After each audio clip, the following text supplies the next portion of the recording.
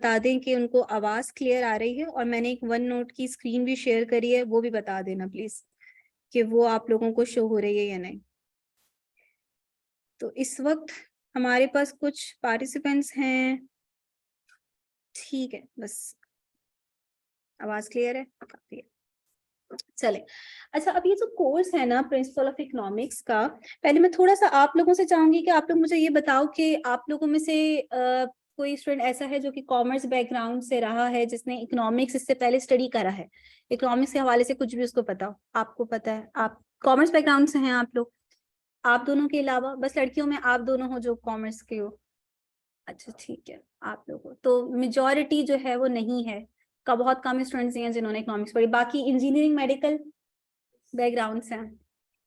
पहली दफा नाम सुन रहे होगे, ये भी कोई सब्जेक्ट है। अच्छा, अब इकोनॉमिक्स में ऐसा है कि थोड़ा सा कोर्स आसान किया गया है, अल्लाह का शुक्र है, आप लोगों के लिए थोड़ी आसानी की गई है। पहले इसमें 15 चैप्टर्स हुआ करते थे और ये थियोरिटिकल सब्जेक्ट हुआ करता था, मतलब ये कि सिर्फ 15 मार्क्स के एमसीक्यूज आते थे, बाकी 85 मार्क्स की थ्योरी आया करती थी, और इस वजह से इसमें पासिंग रेशियो इसका बहुत ज्यादा खराब हुआ करता था, क्योंकि जाहिर है जब थ्योरी आ जाती है तो स्टूडेंट्स थोड़ा सा फंसते थे। अब ये कि अच्छा ये हुआ कि डिफिकल्टी लेवल को देखते हुए अब वो थोड़ा सा पीआरसी लेवल पे लेकर आ गए, उसे इनिशियल लेवल पे लेकर आ गए, और आप लोगों को पता है कि पीआरसी में जितने भी सब्जेक्ट्स हैं वो एमसीक्यूज बेस्ड है। ठीक है, तो अब हमारे पास 50 एमसीक्यूज आते हैं, जो पेपर अगर पैटर्न में आपको बताऊं तो 50 एमसीक्यूज हमारे पास आएंगे, उसमें वो कुछ ट्रू फॉल्स भी दे देते हैं, लेकिन ज्यादातर एमसीक्यूज होते हैं, इसका ख्याल रखना थोड़ा सा। तो 50 एमसीक्यूज हमारे पास आते हैं, जिनमें हर एमसीक्यू जो है वो 2 मार्क्स का होता है, तो टोटल आपका 100 मार्क्स का पेपर होता है, 50 एमसीक्यूज पे कंसिस्ट करता है। और ऑब्वियसली एमसीक्यूज जो है वो जरा ज्यादा बेहतर तरीके से आप कर सकते हो थ्योरी के कंपैरिजन में। चैप्टर्स की अगर मैं बात करूं तो हमारे पास इकोनॉमिक्स के अंदर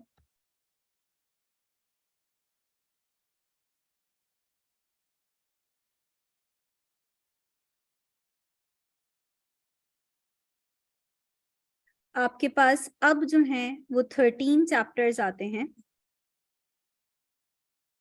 ठीक है, तो 13 चैप्टर्स पे हमारा सिलेबस जो है वो कंसिस्ट करता है। जो हमारा फर्स्ट चैप्टर है जिससे हम स्टार्ट करेंगे, वो आपको नेचर समझाएगा, आपको बेसिक समझाएगा कि इकोनॉमिक सब्जेक्ट बना क्यों, ऑब्जेक्टिव क्या था इसका, और क्या नेचर है इस सब्जेक्ट की। तो उसके हवाले से थोड़ा सा हम बेसिक बातें जो है वो डिस्कस करेंगे। जिन्होंने इससे पहले कभी भी इकोनॉमिक्स नहीं पढ़ी, मैं उन्हीं के लिए ये सब्जेक्ट पढ़ाऊंगी। ठीक है, तो ऐसा नहीं है कि मैं सिर्फ उन स्टूडेंट्स पे फोकस रखूंगी जिन्होंने इससे पहले इकोनॉमिक्स पढ़ी है, तो उनके हवाले से समझो ये कि आप सबको मैं ये अज्यूम करते हुए लेकर चलूंगी कि आप सब लोग पहली दफा इकोनॉमिक्स का वर्ड सुन रहे हैं और आपको कुछ नहीं पता कि ये सब्जेक्ट क्या है। ठीक है, तो इनिशियल लेवल से स्टार्ट करेंगे। आप लोगों ने बस क्या करना है, मैंने इस कोर्स को इस तरह से डिजाइन किया हुआ है, प्रैक्टिस मटेरियल वगैरह के हवाले से अगर देखें तो हमारे पास एक स्टडी टेक्स्ट आ जाता है। आपके इससे पहले जो क्लास हुई थी, आई होप कि उन्होंने भी आपको ये बात बताई हो कि अगर आप देखें तो आईकैप की जो वेबसाइट है उस पे उन्होंने अपने हर सब्जेक्ट के हवाले से स्टडी टेक्स्ट रखे हुए हैं। ठीक है, तो इसी तरह का ये आपका प्रिंसिपल ऑफ इकोनॉमिक्स TRC3 का ये स्टडी टेक्स्ट है जो आईकैप का ऑफिशियल है। ठीक है, इसमें आपको दिख जाएगा कि भाई आपके पास टेबल ऑफ कंटेंट आ गए, फिर आपके ये सारे चैप्टर्स हैं। तो बेसिक जो हमारी रीडिंग का जो मटेरियल है वो यही है। ठीक है, लेकिन जब हम क्लास में समझेंगे कोई भी टॉपिक, हम चैप्टर स्टार्ट करेंगे, तो उसमें ये कि अगर मैं आपको पूरा स्टडी टेक्स्ट एक एक लाइन रीड करवाऊंगी तो जाहिर है कि इतना इनफ टाइम हमारे पास होता नहीं है। तो उसका एक सोल्यूशन मैंने ये सोचा है कि मैंने हर चैप्टर की पावर पॉइंट स्लाइड जो है वो प्रिपेयर कर ली है। लाइक अगर हम फर्स्ट चैप्टर देखें, nature and scope of economics, तो उसकी इस तरह से मैंने पावर पॉइंट स्लाइड प्रिपेयर कर ली है। ये स्लाइड बिल्कुल वही है जो स्टडी टेक्स्ट की है, बट एक तरह से आप कह लो ये समराइज फॉर्म है। ठीक है, हर चैप्टर की एक समराइज फॉर्म जो है वो इस तरह से मैंने स्लाइड्स की फॉर्म में बना ली है, ताकि ये हो कि जब आप रिवाइज कर रहे हो, ठीक है, तो आपके पास एक सोर्स ऐसा हो जिससे आपका एक क्विक रिवीजन हो जाए, और क्लास के अंदर भी हमें बहुत ज्यादा एक एक चीज रीड ना करनी पड़ेगी, कि जो असल जो कोर है वो हम इसके थ्रू जो है वो डिस्कस कर लेंगे। फिर बात ये आती है कि पेपर कोई थ्योरी बेस्ड तो आ नहीं रहा, पेपर में तो एमसीक्यूज आ रहे हैं। और याद रखिएगा इस बात को कि आपको बहुत अच्छे कॉन्सेप्ट समझ में आ जाए और आप बगैर किसी एमसीक्यूज की प्रैक्टिस किए बगैर पेपर में अगर जाके बैठ जाएं तो पेपर क्लियर करना तब भी बहुत मुश्किल है।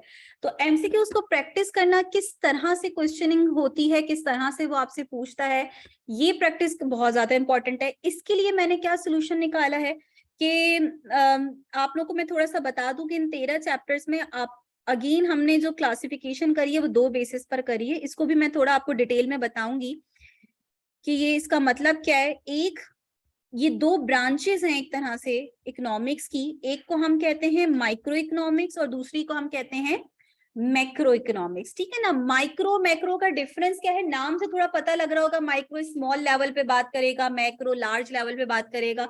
डिटेल में मैं थोड़ा सा अभी आप लोगों को बताऊंगी जब हम चैप्टर स्टार्ट करेंगे। तो इसके अंदर आपके पास आ जाते हैं 4 चैप्टर्स। स्टार्टिंग के जो 4 चैप्टर्स हैं 1 to 4 वो आपके आ जाते हैं माइक्रो के अंदर, और बाकी के जो रिमेनिंग चैप्टर्स हैं like 9 chapters remaining from chapter 5 to 13 वो जो हैं वो आपके आ जाते हैं मैक्रो के अंदर। तो मैंने क्या किया है, माइक्रो और मैक्रो उनके एक अलग एक स्टडी मटेरियल आपका बना दिया है, वो भी मैं आपको एक नजर दिखा देती हूँ। ये सब मैं आप लोगों से शेयर करूंगी। मैं बस आप लोगों को थोड़ा सा अपना एक बताना चाह रही हूँ कि हम किस तरह से कोर्स को लेकर चलेंगे। तो ये एक फाइल, जैसे कि मैं आपको एक एग्जाम्पल के तौर पे दिखाऊं कि ये मैंने एक माइक्रो की फाइल बनाई हुई है। ठीक है ना। अब ये आपने चैप्टर पढ़ लिया, चैप्टर समझ लिया, अब आपने इसको ओपन करा, आपने बोला कि जो मैंने समझा है वो मुझे पता भी चले कि मेरा कितनी तैयारी है, मुझे कितना समझ में आया है। अब आपने ये चैप्टर खोला, एमसीक्यूज खोले, इसमें तकरीबन फर्स्ट चैप्टर के अंदर मैं अगर आपको दिखाऊं तो आप देख रहे होंगे 120, और ये शायद अपडेटेड फाइल नहीं है, तो शायद अपडेटेड फाइल जो मैं आपको सेंड करूं उसमें 120 से भी ज्यादा हो। ठीक है। तो ये एक प्रैक्टिस मटेरियल है। इसके हर चैप्टर के एंड में आप देख रहे हो आंसर की मैंने गिवन दी हुई है। ठीक है। तो पहले आप लोगों ने क्या करना है, अटेम्प्ट करने हैं, फिर आपने चेक करना है कि आपके कितने जो है वो एमसीक्यू सही हुए। इससे क्या होगा, आप लोगों की तैयारी होगी। ठीक है ना। तीसरे काम जो हम करते हैं जिससे आप क्योंकि जाहिर है कि जब तक डंडा ना हो सर पे तब तक स्टूडेंट्स कुछ नहीं करते। ठीक है ना। तो खुद से करने वाले बहुत ही कम स्टूडेंट्स होते हैं। तो अब हमने ये करना है कि अगर आप सारे पूरा चैप्टर पढ़ लेंगे और फिर आखिर में एमसीक्यूज लेकर बैठेंगे और फिर जब आप देखेंगे कि या अल्लाह 130 140 एमसीक्यूज, तो फिर आप एक भी नहीं कर पाए, शायद बोले यार इतने कौन करेगा। ठीक है ना। तो इसके लिए हम ये करेंगे कि हम जैसे जैसे टॉपिक करते जाएंगे मैं आपको एमसीक्यूज बताती जाऊंगी कि हमने ये टॉपिक कर लिया है, अब आप इतने एमसीक्यूज कर सकते हैं। ठीक है ना। तो ये आपने कवर करने हैं। तो आप हमने एक टारगेट बनाना है कि हमने डेली बेसिस पर 10 एमसीक्यू सॉल्व करने हैं। ठीक है। ताकि आप जब डेली सॉल्व करोगे तो ये कि आपके लिए आसान हो जाएगा। आखिर में एक साथ 100 एमसीक्यूज लेकर बैठोगे तो जाहिर है कि आपके लिए सॉल्व करना थोड़ा मुश्किल होगा, टाइम कंज्यूमिंग भी हो जाएगा। ठीक है ना। तो हम इस तरह लेकर चल रहे हैं। फिर जैसे ही चैप्टर एंड होगा मैं आपसे बोलूं या नहीं बोलूं, आपने इस बात के लिए प्रिपेयर होना है कि आप लोगों का क्विज होगा। ठीक है। तो हर चैप्टर के एंड में आप लोगों का क्विज होना है, ये आपने याद रखना है। तो ये जरूरी नहीं है कि मैं आप लोगों को बताऊं, ये आप लोगों ने पहले से ही जहनी तौर पे तैयार होना है। तो इसके लिए जरूरी है कि जैसे जैसे हम पढ़ते जाएं आपने रिवीजन अपना प्रॉपर रखना है। ठीक है।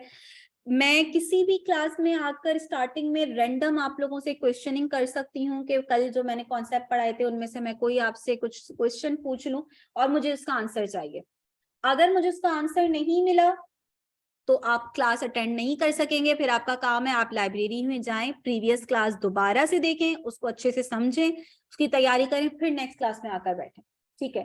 तो इन सब चीजों के लिए आपने तैयार रहना, और ये सब चीजें आप लोगों के ही भले के लिए हैं ऑब्वियसली। और अभी आप देखिए कि मैं आपको ये 100% श्योरिटी देती हूँ कि आज जो आप एक ऐसा कोर्स पढ़ना स्टार्ट कर रहे हैं जो आप में से बहुत सारे स्टूडेंट्स ने इससे पहले कभी नहीं पढ़ा, कुछ नहीं पता। स्टार्टिंग जाहिर है बेसिक जब आप पढ़ते हो किसी सब्जेक्ट की तो आपको मुश्किल लगती है क्योंकि आप उसकी टर्म्स से फेमिलियर नहीं होते। आप पहली दफा उसकी टर्म्स, आप पहली दफा बायोलॉजी पढ़ोगे, पहली दफा केमिस्ट्री पढ़ोगे या पहली दफा फिजिक्स पढ़ोगे, कोई भी सब्जेक्ट पहली दफा पढ़ोगे तो स्टार्टिंग में आपको थोड़ा सा उसको अंडरस्टैंड करने में प्रॉब्लम होगी, उसकी टर्म्स को समझने में प्रॉब्लम होगी। बट एक दफा जब आप यूज टू हो जाओगे तो फिर, और ये यूज टू आप कैसे होते हो, जब आप पढ़ते हो उसको। ठीक है ना। जब आप उसको अच्छे तरीके से पढ़ते हो, उसकी प्रैक्टिस करते हो, उसको समझते हो, तो आप जाहिर है फिर आहिस्ता आहिस्ता उस फेमिलियर होना स्टार्ट हो जाते हो। तो एक टाइम ऐसा आएगा जब आप लोग मेरी मिस्टेक निकाल रहे होगे, यानी ऐसा टाइम भी आएगा जब अगर मैं कोई गलत स्टेटमेंट दूंगी तो आप आगे से आर्ग्यू करोगे कि मिस ये नहीं होता, ऐसा होता है। ठीक है, तो ये टाइम भी स्टूडेंट्स का आता है। तो ऐसा सब्जेक्ट जिसमें अभी आपको कुछ नहीं पता, कुछ टाइम गुजरने के बाद आप इस तरह आप उस सब्जेक्ट पे आपका मैं वो कर दूंगी कि आप खुद फिर मुझे बता रहे होगे कि मिस ऐसा होता है। ठीक है ना। तो इस हवाले से मैं आपको श्योरिटी देती हूँ, लेकिन आप लोगों को जो बोला है, आप लोगों की जो रिस्पॉन्सिबिलिटीज हैं कि आपने डेली क्लास जो आप जो भी पढ़ोगे उसको अच्छे से रिवाइज करना है, बुक से रीड करना है, उससे जो रिलेटेड जो एमसीक्यूज हैं जो मैं आप लोगों को बताऊंगी उसकी आपने प्रैक्टिस करनी है, सारे क्विजेस देने हैं। ठीक है, ऐसा नहीं होना कि जिस दिन मैंने क्विज रखा उस दिन आधी क्लास खाली हो। ठीक है ना। तो अगर कोई प्रॉपर क्लास नहीं ले रहा, प्रॉपर क्विजेस नहीं दे रहा, फिर उसकी रिस्पॉन्सिबिलिटी मेरे ऊपर नहीं है। ठीक है ना। अगर आप क्लासेस लेते हैं, प्रैक्टिस करते हैं, क्विजेस देते हैं, तो आपकी पेपर क्लियर होने की रिस्पॉन्सिबिलिटी मेरी है। वो मैं रिस्पॉन्सिबिलिटी लेती हूँ कि आपका पेपर क्लियर होगा इंशाल्लाह। ठीक है ना। तो इकोनॉमिक्स मैं हमेशा बोलती हूँ कि इकोनॉमिक्स में बारे में बड़ी हाइप क्रिएट की जाती है, बहुत मुश्किल सब्जेक्ट है, बोरिंग सब्जेक्ट है, ड्राई है, ये है वो है, पेपर क्लियर करना मुश्किल हो जाता है। बट इकोनॉमिक्स हवाले से मैं सिर्फ ये बोलूंगी कि उसको बहुत ज्यादा मुश्किल मत समझिएगा, बट उसको सुतेला मत रखिएगा। सोतेला इस वजह से मैं बोलती हूँ कि उसके साथ अकाउंटिंग चलता है, मैथ्स चलता है, स्टूडेंट्स को अकाउंटिंग प्रैक्टिस करने में। तो जाहिर है जितना प्रैक्टिस वाली चीज होगी ना, अकाउंटिंग है, नंबर से खेलने में मजा आता है। ठीक है, मैथ्स करने में जब आपसे क्वेश्चन होते हैं बड़े मजा आता है सॉल्व करने में।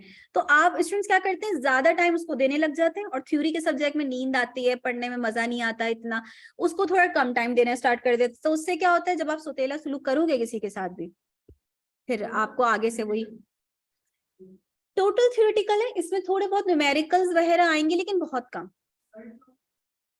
वो बिल्कुल मैं आप लोगों को प्रोवाइड करूंगी। आप लोगों का जो भी अभी फिलहाल बैच बना हुआ है, ये तो वैसे तो अनऑफिशियल है, ऑफिशियल बैच तो नहीं है, क्योंकि एक तरह से डेमो क्लासेस हैं जो आप लोगों की चल रही हैं, इफ आई एम राइट, है ना।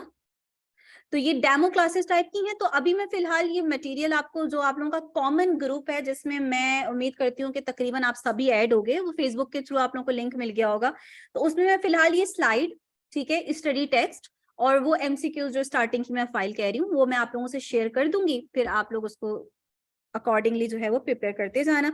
जो भी आप लोग की क्वेरीज होंगी, जो भी क्वेश्चनिंग होंगी, वो आप लोग क्लास में भी पूछ सकते हो। ज्यादा बेहतर ये कि क्लास के बाद मैं टाइम देती हूँ, 5-10 मिनट पहले जो है मैं ऑफ कर देती हूँ, ताकि स्टूडेंट्स को जो भी क्वेश्चन हो, जैसे कुछ स्टूडेंट्स हैं जो क्लास ड्यूरिंग क्लास पूछना थोड़ा सा उन्हें पूछा नहीं जाता, वो क्लास के बाद आके उनकी जो भी क्वेरीज हो वो आके मुझसे पूछ सकते हैं, और ग्रुप में भी आप डिस्कशन कर सकते हो। वो भी मैं इंशाल्लाह पूरी कोशिश करूंगी कि आप लोगों को आंसर करूं, जो भी आप लोगों की किसी भी तरह की कंफ्यूजन है।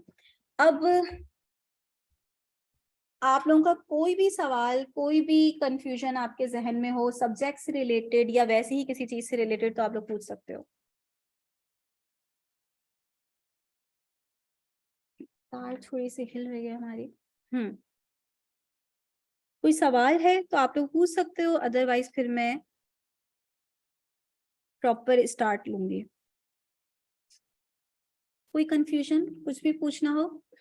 नहीं, स्टार्ट करें। तो चैप्टर 1 से हम स्टार्ट ले रहे हैं। आज की क्लास पहली क्लास है, तो इतना ज्यादा हम कोई अपना बर्डन नहीं डालूंगी आप लोगों पे, हल्की फुल्की लाइट सी ये क्लास रखेंगे। और इंटरेक्शन चाहिए मुझे आप लोगों से, ऐसा नहीं चाहिए कि बस मैं बोले जा रही हूँ और आगे से बस आप लोग सुन बैठे हुए। तो पता चले कि समझ में आ रहा है तो वो भी पता चले, और नहीं समझ में आ रहा है तो वो भी बोलें कि ये बात समझ में नहीं आ रही, ताकि फिर उसको क्लियर कर सकें हम। First chapter, nature and scope of economics. अब डायरेक्ट ये जो चैप्टर स्टार्ट होता है ना, ये डेफिनेशन ऑफ इकोनॉमिक्स से स्टार्ट होता है कि ये इकोनॉमिक्स है क्या, उसकी डेफिनेशन पे बात करते हैं। और डिफरेंट इकोनॉमिस्ट जो हैं, लाइक जो आपके साइंटिस्ट जिस तरह होता है, उसी तरह इकोनॉमिस्ट जिन्होंने इकोनॉमिक्स की एक तरह से बुनियाद रखी, या इस इकोनॉमिक्स के सब्जेक्ट में कोई ना कोई एडिशन लेकर आए, उनकी कुछ डेफिनेशंस यहाँ पे डिस्कस की हुई हैं कि उनके अकॉर्डिंग इकोनॉमिक्स क्या है। इससे भी थोड़ा सा पहले मैं जरा लेकर आती हूँ आप लोगों को कि इकोनॉमिक्स की जो टर्म है, क्यों ना हम उसकी बेसिक से स्टार्ट करें कि ये टर्म आपकी कहाँ से निकली है और इस टर्म का इटसेल्फ मतलब क्या है। तो हम ये जो टर्म देखते हैं इकोनॉमिक्स, कहा जाता है कि ये डिराइव हुई है ग्रीक वर्ड से।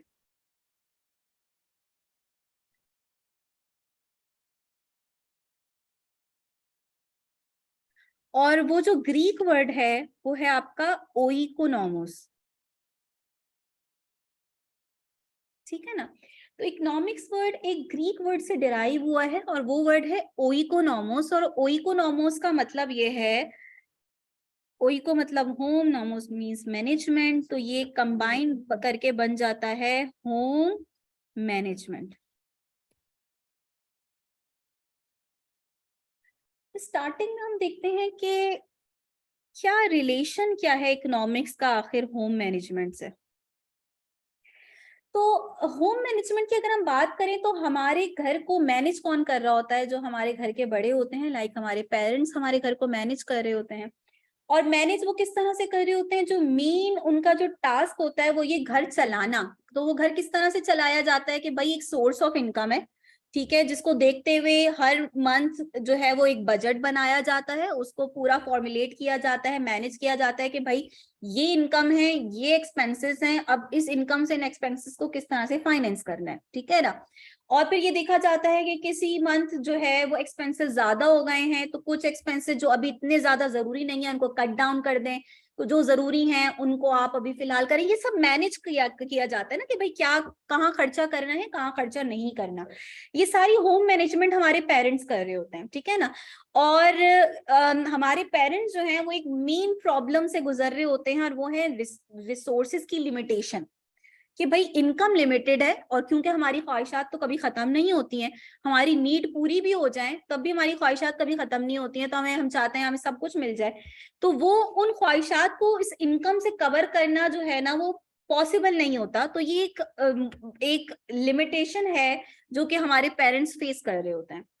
अगर हम इस होम को थोड़ा सा ब्रॉड सेंस में देखें तो ये होम को हम स्टेट लेवल पे देख सकते हैं, ठीक है ना। एक होम की सेंस में देखें तो एक नैरो कॉन्सेप्ट है, अगर हम थोड़ा सा ब्रॉड कॉन्सेप्ट देखें तो इस होम को हम स्टेट लेवल पे देख लेते हैं।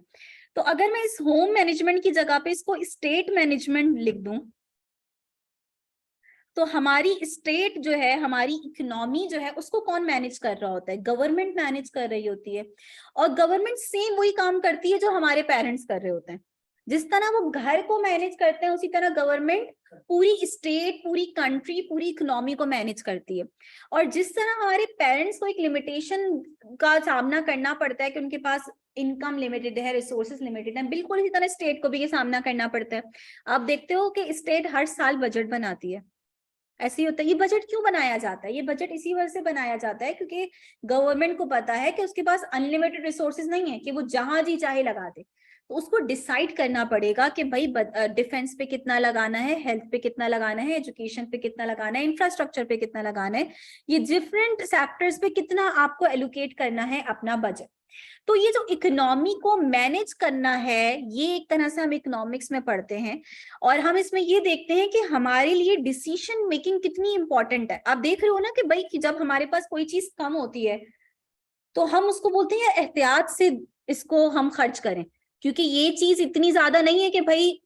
अब देखो मैं आपको एक एग्जांपल बताऊं, जब हमें हमारे पास बड़ी गैस थी ना, हमें कोई टेंशन नहीं थी, तो हमारे काम क्या था, गैस खुली हुई है छोड़ दी, हमें कोई टेंशन नहीं है, कोई परवाह नहीं है, गैस का बिल आ रहा है 100 रुपए, 200 रुपए, 300 रुपए, हमें कोई टेंशन नहीं है, खाना बन रहा है नहीं बन रहा, गैस खुली हुई है तेज आंच, हमें कोई मसला नहीं है। अब क्या होना स्टार्ट हो गया है, गैस की जो है ना शॉर्टेज स्टार्ट हो गई है, ठीक है ना। अब जब अगर गैस के सिलेंडर वगैरह बकायदा स्टार्ट हो रहे हैं, और ये जब स्टार्ट हो जाएंगे तो अब कोई ऐसा करेगा कि गैस खोल के छोड़ दे। अब पता चल गया, अब ये स्केर्स हो गया, अब ये लिमिटेशन आ गई है। जब अब कोई चीज लिमिटेड होती है तो फिर आप उसको बहुत सोच समझ के यूज करते हैं, फिर आप उसका वेस्ट नहीं करते, ठीक है ना। तो यही बात है कि जब एक चीज हमारे पास लिमिटेड होती है तो हम बड़ा सोच समझ के उसको डिसीजन लेते हैं कि हमें उसको कहाँ लगाना है। तो इकोनॉमिक्स आपको ना एक बेहतर डिसीजन मेकर बनाती है। अगर मैं आपको इनिशियल लेवल पे ये बात समझाऊं, कि आपको बताती है कि क्योंकि आपके पास जो रिसोर्सेज हैं वो किसी भी फॉर्म में हो वो लिमिटेड है, चाहे वो मनी की फॉर्म में हो, चाहे वो टाइम की फॉर्म में हो।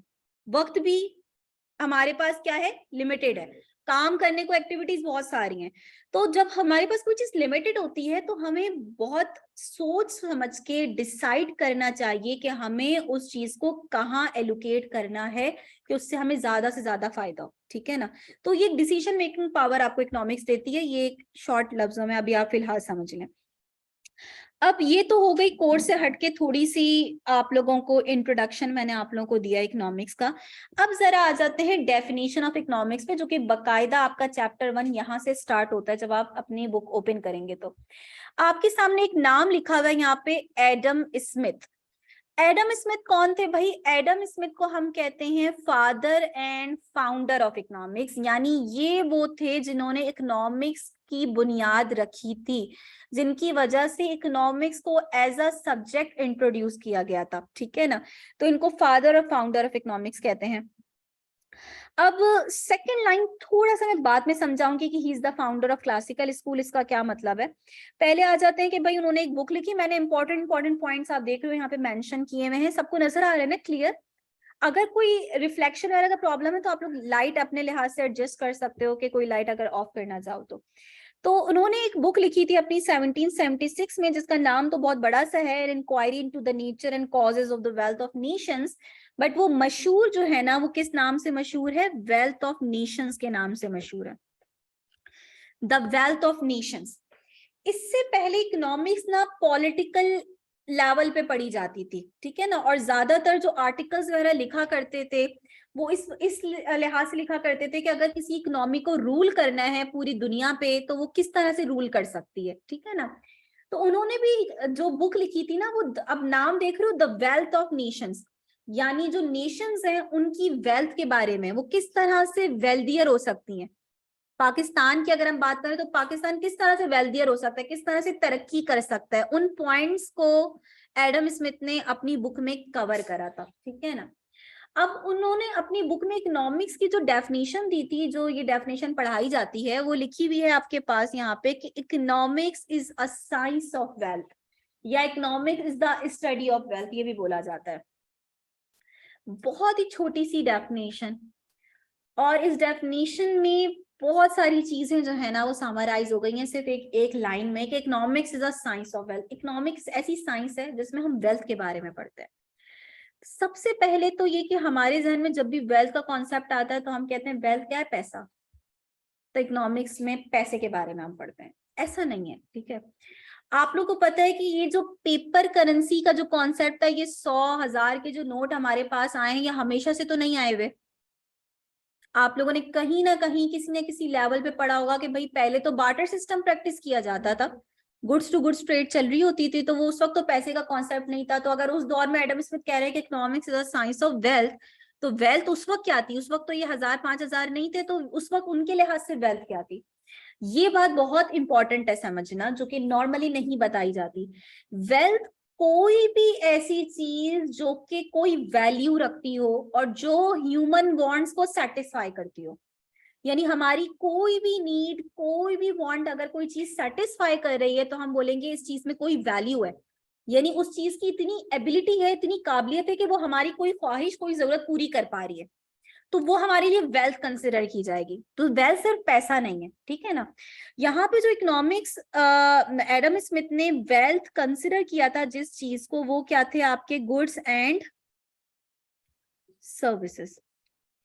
इनको वेल्थ कंसिडर किया गया था कि ये गुड्स एंड सर्विसेज वेल्थ है। अब अगेन डेफिनेशन हमारे लिए बड़ी अजीब सी हो गई कि इकोनॉमिक्स में हम गुड्स एंड सर्विसेज की स्टडी करते हैं, नहीं। एडम स्मिथ ने थोड़ा सा अपने पॉइंट को इलेबरेट करा और इन्होंने बोला कि हम इकोनॉमिक्स को फोर्थ पिलर जो है वो इकोनॉमिक्स पे उन्होंने अपनी डेफिनेशन को रखा। उन्होंने कहा कि 4 पिलर हैं इकोनॉमिक्स के, जो कि बड़े इंपॉर्टेंट है। मैं वन बाय वन आपको हर चीज बताऊंगी कि फिर इन सारे पिलर्स की क्या इंपॉर्टेंस है। Number 1, production of wealth. Fourth pillar पे उन्होंने अपनी इकोनॉमिक्स की डेफिनेशन की बुनियाद रखी। Number 1, production of wealth.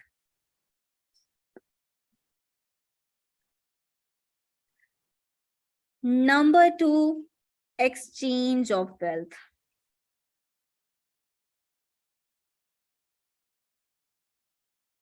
आपको बुक से मिल जाएगा, ये मैं आप लोगों को साथ साथ दिखाती रहूंगी, आपके पास बुक में लिखा हुआ है, ठीक है। Number 3, distribution of wealth.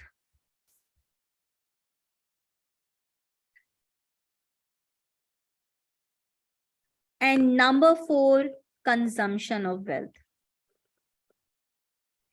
ये बात याद रखिएगा, बुक का नाम क्या था, वेल्थ ऑफ नेशंस। तो वो एक ऐसे पॉइंट बताने जा रहे हैं जिसपे कोई भी नेशन वेल्दियर हो सकती है, तरक्की कर सकती है।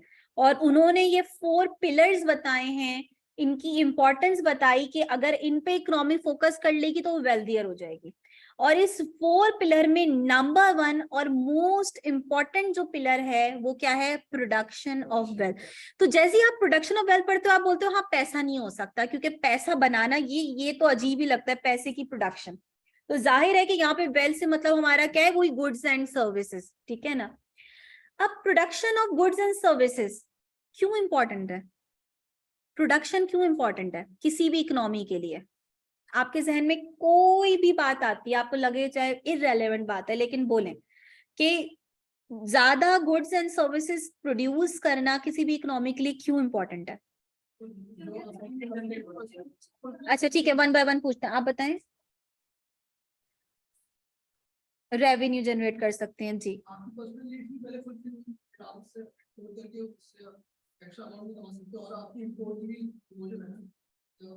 मतलब इतना रेवेन्यू जनरेट कर लेंगे फिर हम इंपोर्ट भी कर सकते हैं। गुड्स एंड सर्विसेज बन रहे हैं तो हम जाहिर है कि वो हमारे लिए बन रहे हैं मेन, तो हम कंज्यूम कर सकते हैं ऑब्वियसली उन चीजों को। अच्छा अब प्रोडक्शन, चले हम बिल्कुल सही जवाब दिया सबने, किसी का भी जवाब गलत नहीं था। एक और तरीके से डायरेक्शन से जरा इस बात को सोचते हैं। अभी करंट सिचुएशन आपके सामने रखती हूँ। अभी इकोनॉमी में पाकिस्तान के हालात हम सबके सामने हैं, ठीक है। हम सबको पता है कि इस वक्त जो है वो बहुत सारी आपके प्रोडक्शन यूनिट्स बंद हो रहे हैं, शट डाउन कर रहे हैं अपना ऑपरेशन, ठीक है ना। इससे इकोनॉमिक एक्टिविटी पे क्या इम्पैक्ट पड़ेगा, देखो मैं आपको एक एग्जांपल बताती हूँ। एक फर्म है जो क्लोज हो जाती है, सबसे पहला इम्पैक्ट क्या आएगा कि उसके अंदर जितने भी लेबर्स वगैरह काम कर रहे होंगे वो अनएम्प्लॉय हो जाएंगे, नंबर 1, ठीक है। जैसे ही वो अनएम्प्लॉय होंगे उनकी सैलरी वगैरह सब खत्म, ठीक है, उनकी इनकम कम हो जाएगी। जब उनका इनकम लेवल डाउन होगा तो वो कम से कम चीजें अफोर्ड कर पाएंगे, उनकी परचेसिंग पावर कम हो जाएगी, ठीक है ना, कम चीजें कंज्यूम कर पाएंगे, जिसका अल्टीमेट इफेक्ट पड़ेगा उनके स्टैंडर्ड ऑफ लिविंग पर। तो प्रोडक्शन ऑफ वेल्थ जो है ना, अभी भी मैं आप लोगों को मैक्रो इकोनॉमिक्स जब पढ़ाऊंगी तो इकोनॉमी लेवल पे हम इस बात को देखेंगे कि आप एक टर्म बहुत ज्यादा सुनते होंगे, आप में से मोस्टली जो है वो स्टूडेंट्स ने सुनी होगी ये टर्म जीडीपी। बड़ी इंपॉर्टेंस दी जाती है जीडीपी, जिसके फुल फॉर्म है ग्रॉस डोमेस्टिक प्रोडक्ट। भाई जीडीपी पाकिस्तान की बड़ी लो चल रही है या जीडीपी ऐसी चल रही है, फलाना चल रही है, हर कंट्री जीडीपी बात करता है। जीडीपी है क्या, जीडीपी यही है, प्रोडक्शन ऑफ वेल्थ, कि आपकी इकोनॉमी कितनी वैल्यू की चीजें बना रही है। ये इंडिकेट करता है कि आपकी इकोनॉमी कितनी वेल्दियर है, कितनी आपकी इकोनॉमी के लोगों का स्टैंडर्ड ऑफ लिविंग हाई है। क्यों, क्योंकि इसी चैनल से, जिस चैनल से मैंने आपको बताया, क्योंकि आप जितनी ज्यादा चीजें प्रोड्यूस करोगे उतना एम्प्लॉयमेंट जनरेट होगी, इनकम जनरेट होगी, कंजम्पशन होगी ज्यादा से ज्यादा, और उतना आपकी इकोनॉमी के लोगों के स्टैंडर्ड ऑफ लिविंग बढ़ेगा, आपकी इकोनॉमी वेल्दियर होगी। और जैसे कि आपने बात बताई कि हम एक्सपोर्ट कर सकते हैं, जब आप एक्सपोर्ट करोगे तो इट मीन्स कि आप चीजें बेच रहे हो, आपके पास रेवेन्यू आ रहा है, ठीक है, तो आप स्ट्रांग हो रहे हो, ठीक है। अभी जितना ज्यादा जो कंट्री एक्सपोर्ट कर रहा है उतना ज्यादा रूल कर रहा है ना वो बाकी कंट्रीज पर, ठीक है ना। तो ये सब चीजें हैं जिसपे सबसे इंपॉर्टेंट फैक्टर, अब देखो बाकी जितने भी फैक्टर्स है ना वो उसी से रिलेट करते हैं, और ये बात मैंने अभी आपको बता दी। लाइक प्रोडक्शन ऑफ वेल्थ के बाद वो आपको बोल रहा है एक्सचेंज ऑफ वेल्थ। अब ये एक्सचेंज ऑफ वेल्थ का क्या मतलब है, जाहिर है जब चीजें बनेंगी तो वो एक्सचेंज होंगी ना, ठीक है ना। अब वो आप इंपोर्ट एक्सपोर्ट की फॉर्म में ले लो, या आप कंट्री में जब चीजें फर्म्स बना रही है तो वो लोगों को दे रही है ना, ठीक है ना। वो एक्सचेंज ऑफ वेल्थ हो रही है कि चीजें बन रही हैं और वो एक्सचेंज हो रही हैं। फिर डिस्ट्रीब्यूशन ऑफ वेल्थ। अब ये डिस्ट्रीब्यूशन ऑफ वेल्थ का क्या मतलब है, वो कह रहे हैं कि आप जब चीजें बनाते हैं ना, कोई भी चीज बनती है, लाइक ये पेन जो मेरे हाथ में ये बन रहा है, ये पेन किस तरह से बनता है, ये बात थोड़ी सी आगे की है, मैं अभी इसी पॉइंट पे आपसे डिस्कस कर रही हूँ। कुछ कॉमन फैक्टर्स हैं जो इकोनॉमिक्स में बोले जाते हैं, जिनके थ्रू कोई भी चीज बनती है। कहते हैं नंबर 1, आपको कोई भी चीज बनानी है, आपको लैंड रिक्वायर्ड है, जहां वो चीज बना रहे हो वो जगह रिक्वायर्ड है आपको। नंबर 2, लेबर, वो चीज बनाएगा। नंबर 3, कैपिटल, जिसमें इक्विपमेंट्स वगैरह, टूल्स, आपकी मशीनरी वगैरह ये सब आ जाता है। और नंबर 2, बनाने वाला कौन है, डिसाइड किसने बोला भाई मैंने पेन बनाना है? एंटरप्रेन्योर, ऑर्गेनाइजेशन, कंपनी, जो ओनर है जो कि डिसाइड करेगा भाई मैंने ये काम करना है। तो बोला ये जाता है कि जब भी कोई चीज बनती है, बहुत इंपॉर्टेंट पॉइंट है, ये आगे आपको बहुत दफा आएगा, जब भी कोई चीज बनाई जाती है तो उसके लिए ये 4 फैक्टर्स चाहिए होते हैं। इन 4 फैक्टर्स के बगैर कोई चीज नहीं बन सकती। 4 फैक्टर्स कौन कौन से?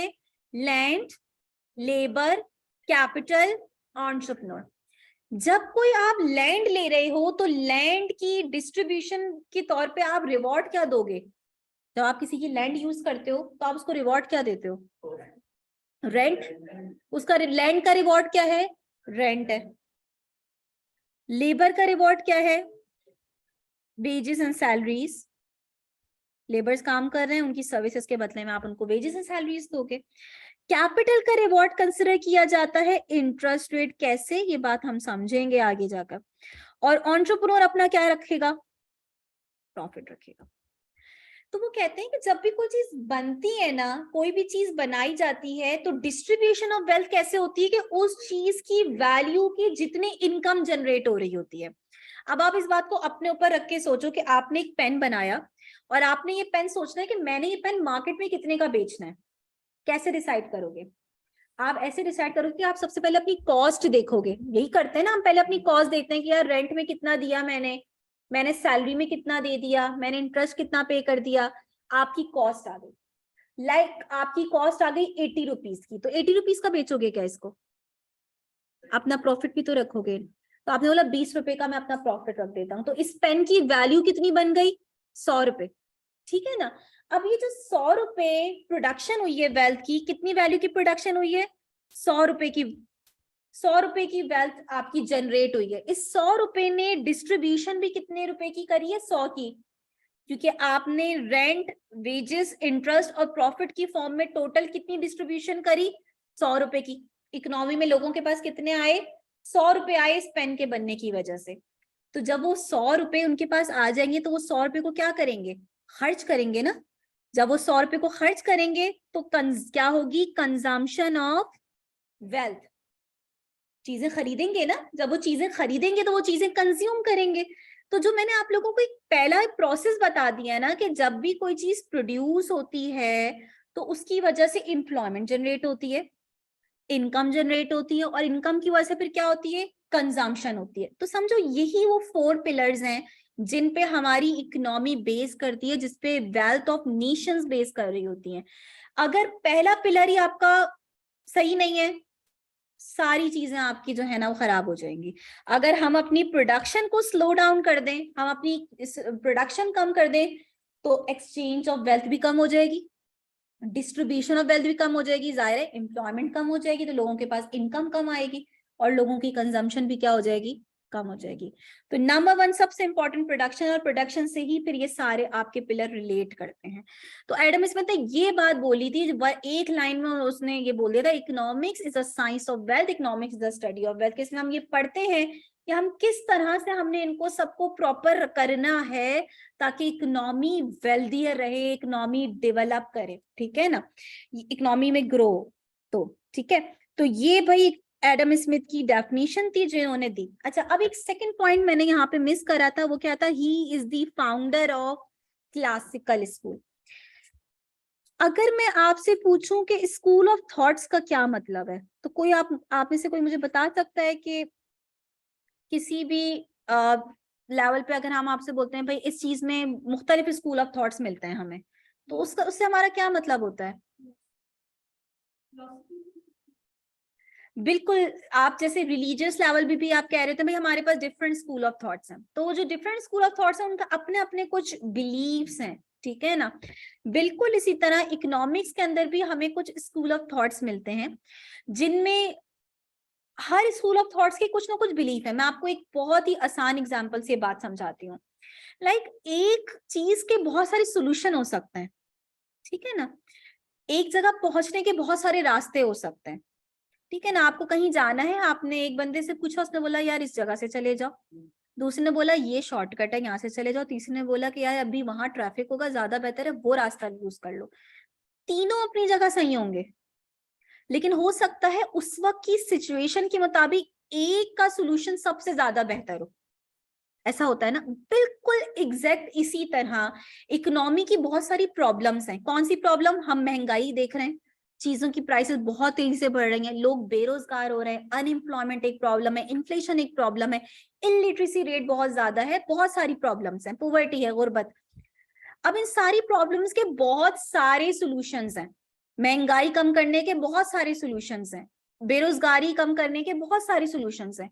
डिफरेंट इकोनॉमिस्ट ने अपने अपने व्यूज दिए कि भाई अगर आप इन्फ्लेशन कम करना चाहते हैं तो आप ये करें, दूसरा कहता है नहीं आप ये करें, तीसरा कहता है आप ये करें, ठीक है। हर किसी के अपने ओपिनियंस हैं।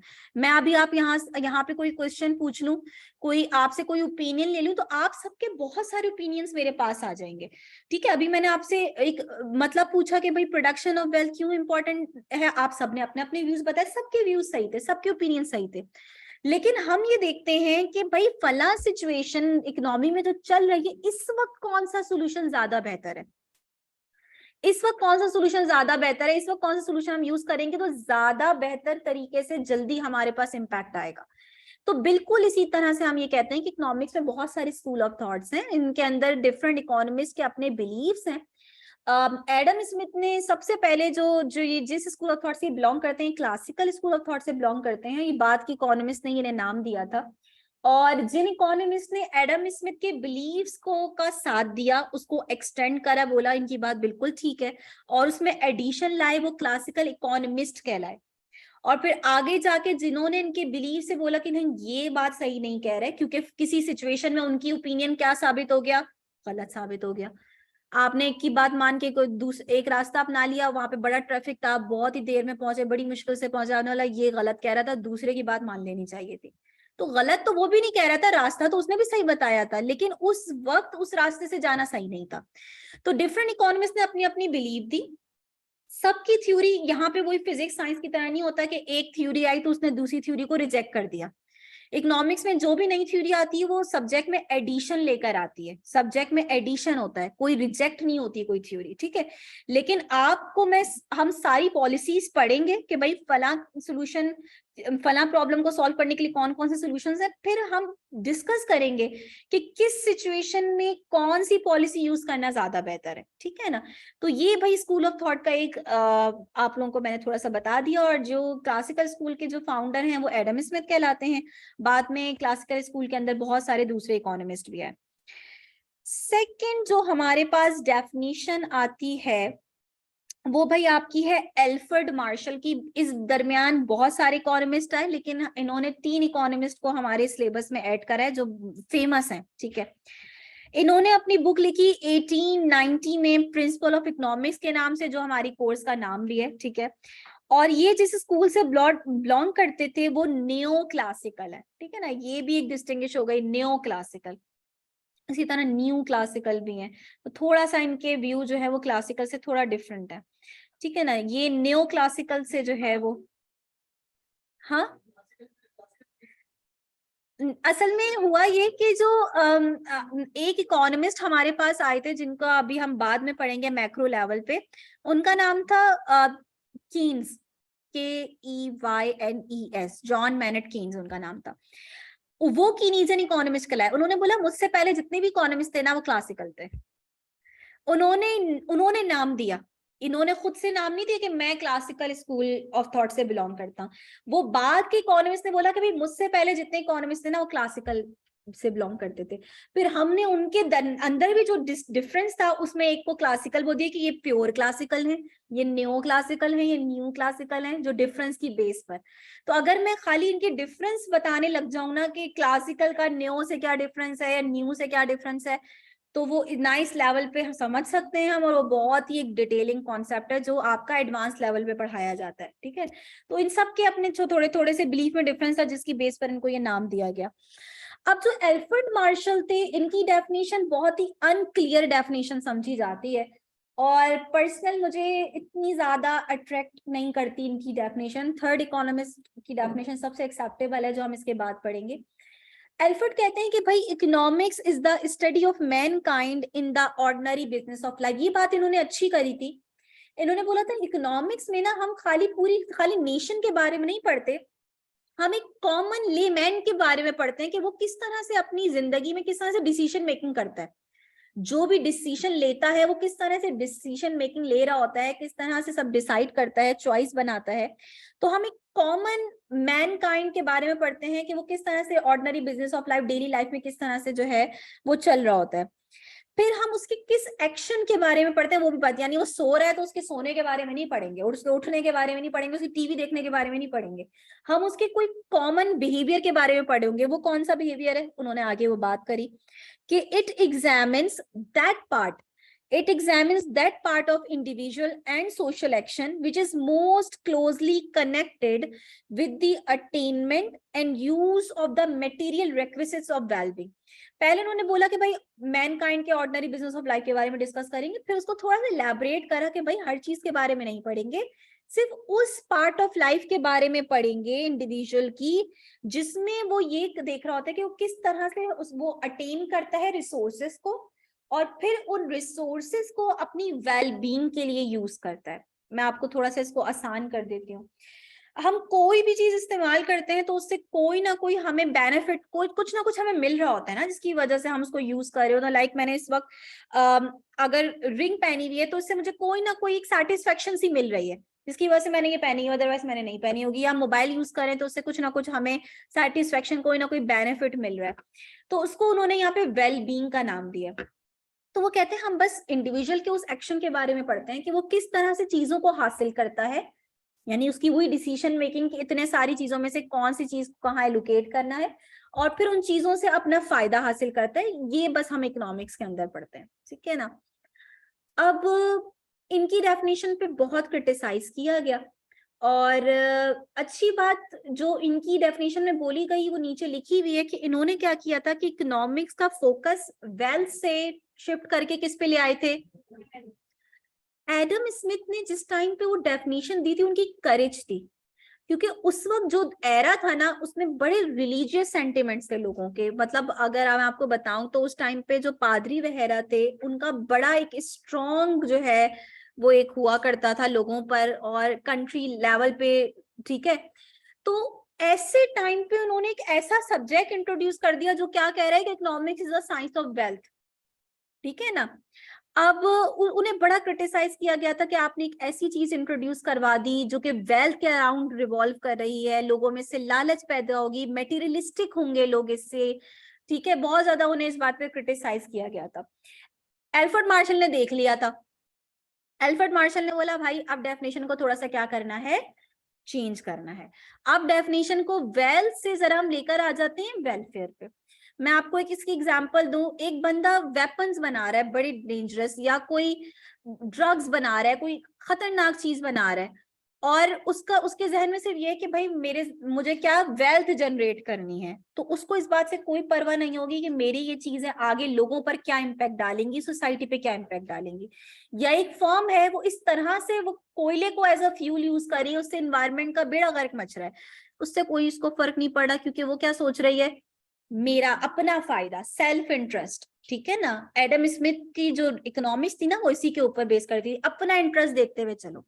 तभी कहा जाता था कि इससे बड़ा मेटेरियलिस्टिक ये डेफिनेशन है, इससे बड़ी लालच लोगों के अंदर पैदा होगी, ठीक है ना, दूसरों के बारे में आप नहीं सोच रहे। एल्फ्रेड मार्शल ने बोला ऐसी बात नहीं है, इकोनॉमिक्स वेल्थ से ज्यादा वेलफेयर पे फोकस करती है। यानी इकोनॉमिक्स उन लोगों के लिए इंपॉर्टेंट है जो देख रहे हैं कि सोसाइटी के हालात कैसे चल रहे हैं, उनको कैसे बेहतर बनाया जाता है, लोगों की वेलफेयर के बारे में सोच रहे हैं। तो हमें इकोनॉमिक्स के अंदर हम वेलफेयर को इंपॉर्टेंस देते हैं, वेल्थ को इंपॉर्टेंस नहीं देते। लेकिन एक बात याद रखिएगा कि वेलफेयर और वेलबींग का कॉन्सेप्ट जब तक नहीं आ सकता जब तक वेल्थ का कॉन्सेप्ट ना। आपके पास वेल्थ होगी तभी आप लोगों की वेलफेयर के बारे में सोच सकते हैं, ठीक है। तो उस बैकग्राउंड में ना वेल्थ ही चल रही है, लेकिन उन्होंने तब फोकस अपना डाइवर्ट करके वेल्थ से किस पर लेकर आ गए, वेलफेयर पे लेकर आ गए। बट इनकी डेफिनेशन को बोला गया कि बड़ी अनक्लियर जजमेंटल सी डेफिनेशन है। उन्होंने अपने पॉइंट को बहुत सॉलिड नहीं करा, बहुत इलेबोरेट नहीं करा, बड़ी अनक्लियर सी डेफिनेशन दे दी, ठीक है।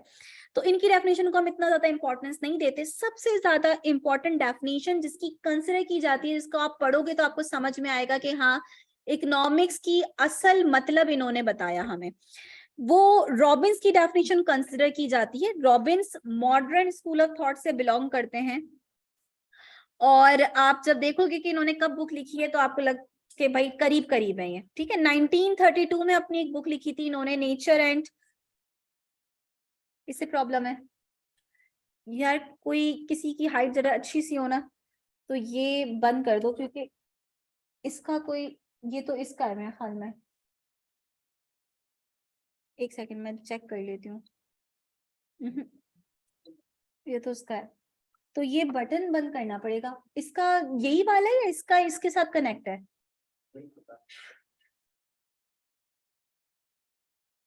ये काम किया करो कि जब क्लास स्टार्ट करने आए ना, जो भी क्लास स्टार्ट करने आते हैं उसी वक्त बोल दिया करो कि एसी बंद कर दें, या कोई पीछे का कोई ओपन करवा लिया करो, ताकि ये कि क्लास जरा थोड़ी सी बहुत सफिकेशन भी ना हो, और ये कि किसी को डायरेक्ट डायरेक्ट आएगी तो जाहिर है कि फील होगा।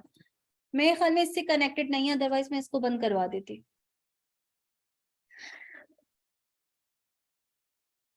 हाँ ये काम कर दो, कोई एक आ जाए जरा इसको ऊपर की तरफ कर दे ताकि डायरेक्ट ना आए, कोई भी एक आ जाए, क्योंकि लड़कों की हाइट जरा अच्छी होती है। तुम ही आ जाओ भाई, थोड़ा सेकंड ऊपर की तरफ कर दो ताकि डायरेक्ट जो आ रही है ना वो ना आए।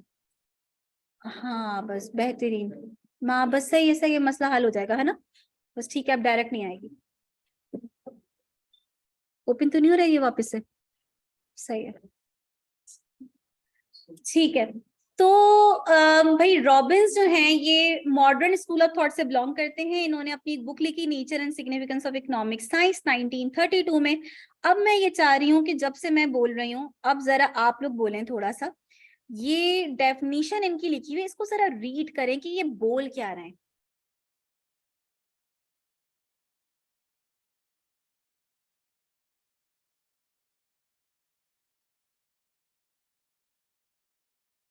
मैं आपको थोड़ी थोड़ी मतलब भी यहाँ पे बता देती हूँ।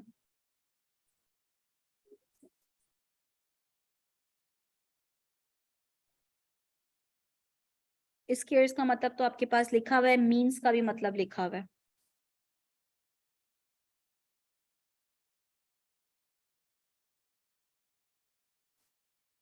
पार्ट्स में डिवाइड करें। सबसे पहली बात इन्होंने क्या बोली कि इकोनॉमिक्स एक ऐसी साइंस है जिसमें हम किसके बारे में पढ़ते हैं, ह्यूमन बिहेवियर के बारे में पढ़ते हैं। इसी वजह से हम कहते हैं कि ये परफेक्ट साइंस नहीं है, क्योंकि जो ह्यूमन बिहेवियर पे जो चीज डिपेंड करती है वो कभी भी परफेक्ट नहीं हो सकती। आप कभी प्रिडिक्ट नहीं कर सकते। पास्ट में और इवन अभी भी बड़ी चीजें प्रिडिक्ट की जाती हैं इकोनॉमिक सिचुएशन को देखते हुए। लाइक अब अक्सर हो सकता है कि भाई पाकिस्तान को देखते हुए कोई प्रिडिक्ट करे पाकिस्तान डिफॉल्ट करने वाला है, सिचुएशन को देखते हुए। बट 100% उसकी ये प्रिडिक्शन करेक्ट हो, ये बात ट्रू नहीं हो सकती, क्योंकि इकोनॉमिक्स की जो डिसीजन मेकिंग है वो ह्यूमन बिहेवियर पे डिपेंड कर रही है। और पाकिस्तान जो है ना, मैं आपको इंटरेस्टिंग बात बताऊं, चलें थोड़े सा वो बोरिंग से हट के थोड़ी एक वो बात हो जाए। इकोनॉमिक्स पाकिस्तान जब आपका आजादी के बाद, आपको पता है आप हमेशा पाकिस्तानी स्टडीज में पढ़ते हुए आ रहे हैं, हमारे पास इंडस्ट्रीज नहीं थी, और लार्ज स्केल इंडस्ट्री तो कोई भी नहीं थी, स्मॉल और मीडियम लेवल पे थी, बहुत ही कम इंडस्ट्रीज थी, कुछ अपने पास कुछ ऐसा नहीं था, ठीक है। तो उस टाइम पे बोला गया था, यूएस की तरफ से आई थिंक कोई टीम आई थी, उसने अपनी रिपोर्ट दी थी कि भाई पाकिस्तान जो है वो कुछ टाइम बाद ऐसा होगा कि वो एज अ इंडिपेंडेंट स्टेट तो ऑपरेट कर रहा होगा, बट उसके जितनी भी डिसीजन मेकिंग होंगी वो इंडिया के साथ कंबाइन हो रही होंगी, यानी खुद से डिसीजन मेकिंग पावर उसके पास कुछ भी नहीं होगी, क्योंकि उसके पास, वो तो ठीक है, बिल्कुल सही है। मैं अभी आगे की बात जरा कर दूं, वो तो अभी भी बोला जाता है, कोशिश उसकी की जा रही है हर कोई, लेकिन बात यही है ना कि रूल करने के लिए जो आपको करना चाहिए आप वो काम नहीं कर रहे हो। वेल्थ ऑफ नेशंस, जिनके पास वेल्थ है वो रूल कर रहे हैं भाई पूरी दुनिया पर, वो सुपर पावर्स जितनी भी हैं आपकी। तो अभी सर्वे में बोला गया कि भाई पाकिस्तान का ये डिसीजन मेकिंग पावर उसके पास कुछ भी नहीं है। उसके बाद पाकिस्तान ने, अगर मैं आपको बताऊं तो हमारे पास एक एरा ऐसा आया जिसको गोल्डन एरा बोला जाता है, 1960 में जनरल अयूब का जमाना, ठीक है, गोल्डन एरा कहा जाता है उसको। उसमें बड़ी इंडस्ट्रियल ग्रोथ हुई, बड़ी इंडस्ट्रीज लगी, पाकिस्तान ने बड़ी तरक्की करी। हाँ 1965 मुशर्रफ का जो एरा है, जो 2000 का एरा है, 2000 का एरा है, उसकी ग्रोथ के बारे में फिर हम बात करेंगे। उसकी ग्रोथ कहा जाती थी बड़ी आर्टिफिशियल है। उसकी ग्रोथ कुछ स्पेसिफिक सेक्टर्स में हुई और जिसने बाद में बड़ा बुरे हालात क्रिएट करे, ठीक है ना। उसने क्रेडिट एक्सपेंशन बहुत करी थी, वो फिर आहिस्ता आहिस्ता हम जब उस लेवल पे आएंगे तो बात करेंगे उस बारे में। तो जनरल अयूब के एरा में बड़ी तरक्की हुई। सेम उसी टीम ने ये अपनी रिपोर्ट दी कि पाकिस्तान यूएस के बाद दूसरा कंट्री होगा जो इतना फास्ट डेवलप्ड स्टेट का उसको स्टेटस मिलेगा। यानी हमने इतनी तरक्की कर ली थी कि हम बड़ा क्लोज थे कि हम एज अ डेवलप्ड कंट्री का स्टेटस जो है ना वो हमें मिल जाए, और इतनी जल्दी 1947 1961 में, इतने कम एरा में, ठीक है ना। और उसके बाद का जो आपका हाल है वो भी आपके सामने है। तो हम तो हैं भाई कौन सी कौम, मैं कहती हूँ हम हैं जज्बाती कौम, हम इमोशंस पे चलते हैं। हमारे इमोशंस अगर कोई काबू कर ले, कोई लीडर, कोई अच्छा लीडर आ जाए, तो हम ऐसी तरक्की, हम ऐसा काम करेंगे कि दुनिया हैरान। और अगर कोई काबू ना कर पाए तो हम डिस्ट्रक्शन में भी नंबर 1 पर हैं, ठीक है ना। तो ये ह्यूमन बिहेवियर है हमारा, और यही हमारे जज्बात है, इमोशंस हैं, सेंटिमेंट्स हैं, जिन पे कोई, आप देखते हो ना, जरा सी कोई खबर आती है, कोई ऐसी, कोई न्यू पॉलिटिक्स के अंदर, कोई आप कहते हो इमरान खान आया, भाई लोगों का था भाई इमरान खान आ गया अब तो सब अच्छा हो जाएगा। आपको स्टॉक मार्केट दिख रही है हाईएस्ट पे जा रही है, ये अचानक से ये सब इंडिकेटर्स पॉजिटिव चलना कैसे स्टार्ट हो जाते हैं? सिर्फ और सिर्फ आपके सेंटिमेंट्स, क्या आपको लग रहा है ये आ गया अब तो सब बेहतरीन हो जाएगा, तो सब चीजें पॉजिटिव डायरेक्शन में वर्क करना स्टार्ट कर देती है। तो सेंटिमेंट्स पे इकोनॉमिक्स बेस करती है हमारी पूरी की पूरी। अच्छा, इन्होंने कहा कि भाई कौन सा ह्यूमन बिहेवियर, आगे वाली बात हम सबसे क्लास के स्टार्ट में कर चुके हैं। कह रहे हैं कि भाई ह्यूमन बिहेवियर के हम इस एस्पेक्ट के बारे में बात करते हैं कि as a relationship between multiple ends and limited resources. Economics में ये बात इस तरह से लिखी जाती है, और यही इकोनॉमिक प्रॉब्लम समझी जाती है। यहाँ पे लिखी हुई है आपके पास, क्या लिखी हुई है? Human bonds are unlimited but resources are. Economics में अगर आप ये प्रॉब्लम खत्म कर दें तो इकोनॉमिक सब्जेक्ट का कोई ऑब्जेक्टिव ही नहीं है। इकोनॉमिक सब्जेक्ट का ऑब्जेक्टिव क्या है, किस वजह से ये बनी है? एक ही प्रॉब्लम की वजह से। इकोनॉमिक्स रिवॉल्व्स अराउंड स्केर्सिटी, कि we have scarce resource, we have limited resource and our bonds are unlimited. तो जब बॉन्ड्स अनलिमिटेड हैं और बॉन्ड्स को पूरा करने के लिए जो रिसोर्सेज चाहिए वो लिमिटेड हैं, और वो जो रिसोर्सेज हैं उनके यूसेस क्या हैं? फॉर एग्जाम्पल, एक लैंड है एक फार्मर के पास, उस पर वो राइस भी ग्रो कर सकता है, वीट भी, उसके पास बहुत सारे ऑप्शंस अवेलेबल हैं, ठीक है ना। सब कुछ ग्रो नहीं कर सकता क्योंकि लिमिटेड लैंड है, डिसाइड करना पड़ेगा राइस ग्रो करूं, वीट ग्रो करूं, क्या ग्रो करूं, ठीक है ना। हमारे पास टाइम है करने को बहुत कुछ है। इस टाइम पे जब आप क्लास ले रहे हो, इस टाइम पे आप सो सकते थे, सबसे बेहतरीन एक्टिविटी, ठीक है। इस टाइम पे शायद कोई जॉब पे जा सकता था, अर्न कर सकता था, इस टाइम पे बहुत सारी दूसरी एक्टिविटीज हो सकती थी। आपने क्या चूज करा? क्लास लेना, ठीक है। आपने प्रायोरिटी अपनी सेट करी, डिसाइड करा कि इस टाइम को कहाँ एलोकेट करना है, ठीक है। तो आपके हर रिसोर्स के, आपके पैसे के, टाइम के, आपकी दूसरे रिसोर्सेज के ऑल्टरनेटिव यूसेस हैं। ह्यूमन बिहेवियर हम ये पढ़ते हैं कि इंसान किस तरह से डिसाइड करता है कि उन रिसोर्सेज को कहाँ एलोकेट करना है और किस तरह से उनसे ज्यादा फायदा लेना है, ठीक है ना। अब ये जो इकोनॉमिक्स की प्रॉब्लम है, मैं बोलती हूँ स्टूडेंट्स को कि ये गालिब ने पहले ही एड्रेस कर दिया था इसको अपने एक शेर में। बड़ा मशहूर शेर है गालिब का, आप सबने सुना होगा, हजारों ख्वाहिशें ऐसी दम निकले, बहुत निकले मेरे अरमान लेकिन फिर भी कम निकले। यानी इंसानी ख्वाहिशात कभी भी खत्म होती नहीं है। बहुत आपको हर एक पे लगता है बस ये पूरी हो जाए तो बस फिर आप सब मिल जाएगा, उसके बावजूद वो पूरी होती है, फिर आपको दूसरी ख्वाहिश हो जाती है, ठीक है। तो इंसानी ख्वाहिशात कभी खत्म नहीं होती, लेकिन मसला क्या है? मसला ये है कि उन ख्वाहिशात को पूरा करने के लिए जो रिसोर्सेज रिक्वायर्ड हैं वो लिमिटेड रिसोर्सेज हैं, तो हर ख्वाहिश पूरी नहीं कर सकते, तो हमें डिसाइड करना पड़ता है, हमें चॉइस बनानी पड़ती है, प्रायोरिटी सेट करनी पड़ती है कि हम क्या करें और क्या ना करें। एक एग्जाम्पल से आपको ये बात बहुत ही बेहतरीन तरीके से समझ में आ जाएगी, कांस्टेंट एग्जाम्पल है, मैं हर हेल्थ क्लास में ये एग्जाम्पल जरूर देती हूँ। You are a representative of government for example, ठीक है, और आपको एक फंड, एक टारगेट दिया जाता है कि भाई आपके पास 1 बिलियन का फंड है, 10 बिलियन कर देते हैं। दो काम है आपके पास, ठीक है ना, या तो आप इन फंड्स को एलोकेट कर दें in production of luxury cars, बहुत सारा काम कर सकते हैं, मैं बस आपको एक एग्जांपल के तौर पे बता रही हूँ, या फिर आप इन फंड्स को लगा दें इम्प्रूवमेंट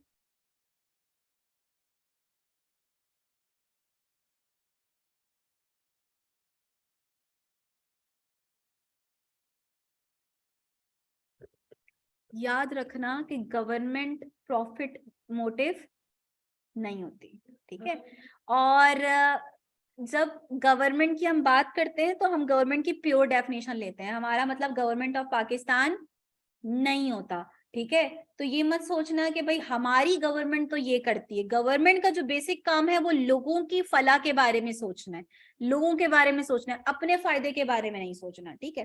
तो आप गवर्नमेंट की रिप्रेजेंटेटिव हैं, ऑप्शन बहुत सारे यहाँ पे मल्टीपल रखे जा सकते हैं, मैं आपको जो एग्जाम्पल में जो बात समझाना चाह रही हूँ उसके मुताबिक मैंने 2 ऑप्शन यहाँ पे रखे, और अब आपके पास ये 10 बिलियन है, दोनों काम नहीं हो सकते इन 10 बिलियन में, कोई एक काम ही हो सकता है।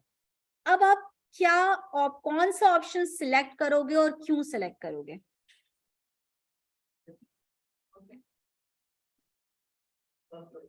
फर्स्ट और सेकंड? अच्छा, जो फर्स्ट और लेगा कौन कौन? अगेन मैंने इसी वजह से पहले ये बात बता दी कि ये प्रॉफिट मोटिव कभी भी गवर्नमेंट का नहीं होता कि आप इंडस्ट्रीज लगाना स्टार्ट कर दो, अर्निंग करो और उस पैसे को फिर लगाओ। आपका मोटिव ये होता है कि रेज जो गवर्नमेंट जो रेस कर रही होती है ना अपनी फाइनेंसिंग, वो बहुत ही कम जो होते हैं जो गवर्नमेंट इंस्टीट्यूट्स वगैरह रेस कर रहे होते हैं, वो भी हमारे तो खसारे में ही जाते हैं, ठीक है। जो मेन रेजिंग होती है वो टैक्सेस के थ्रू होती है, क्योंकि गवर्नमेंट का काम वो नहीं है जो प्राइवेट इंस्टीट्यूट्स का काम है कि भाई प्रॉफिट कमाओ, ठीक है ना।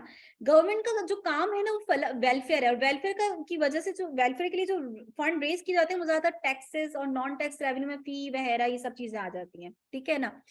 अब जो आप कौन सा ऑप्शन सिलेक्ट करोगे वो आप इस बेस पर सिलेक्ट करोगे सबसे ज्यादा फायदा सोसाइटी को किस चीज से हो रहा है। सेकंड ऑप्शन पूरी सोसाइटी को आपको जो है उसकी वेलफेयर को ज्यादा फायदा दे रहा है कि 10 बिलियन अगर आप लग्जरी कार्स पे लगाओगे तो उसका जो फायदा है डायरेक्टली जो पहुंच रहा है वो सिर्फ एक स्पेसिफिक सेक्टर को जाएगा, इलीट क्लास जो है आपकी सिर्फ उसको फायदा होगा। बट अगर आप पब्लिक ट्रांसपोर्ट को इंप्रूव करोगे तो उसका फायदा मेजॉरिटी को जा रहा होगा। तो मैं आपको सिर्फ इस एग्जाम्पल के थ्रू सिर्फ ये बताना चाह रही थी कि हमारे पास इस तरह से हमारी लाइफ में बहुत सारे स्टेजेस ऐसे आएंगे जिसमें हमारे पास ऑप्शंस बहुत सारे होंगे और हमें डिसाइड करना पड़ेगा कि हम कौन सा ऑप्शन सिलेक्ट करें, ठीक है। डिसीजन मेकिंग हमें उस वक्त हमारे लिए बड़ी इंपॉर्टेंट होगी, और उस टाइम पे आप अपने लेवल पे क्या सोचोगे, आप अपने लेवल पे सोचोगे जिससे मुझे सबसे ज्यादा फायदा मिलेगा मैं वो काम करूं। गवर्नमेंट क्या सोचेगी जिससे सबसे ज्यादा सोसाइटी को फायदा होगा, मैं वो डिसीजन लूं। तो आपने अपने रिसोर्सेज को वहां एलोकेट करना है जहां आपको सबसे ज्यादा बेनिफिट हो, ठीक है। ये आपको